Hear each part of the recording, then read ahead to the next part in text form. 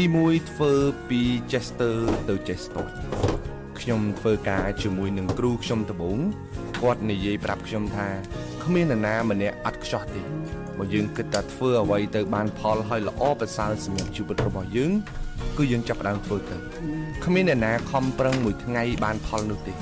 សូម្បីតែដាំបាយក៏ត្រូវការពេល10ទៅ30នាទីដែរដើម្បីឆ្អិន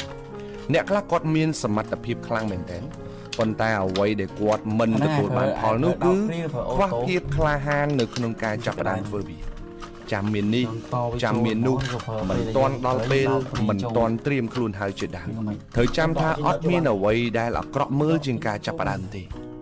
គ្មានអ្វីលំបាកជាងការចាប់ផ្ដើមទេហើយក៏គ្មានអ្វីដែលអស្ចារ្យជាងការចាប់ផ្ដើមដែរកុំចាំចេះស្ទាត់ចាំចាប់ផ្ដើមរៀនធ្វើតិចតិចតក់តក់សឹមទៅធ្វើបដាលរៀនបដាលរហូត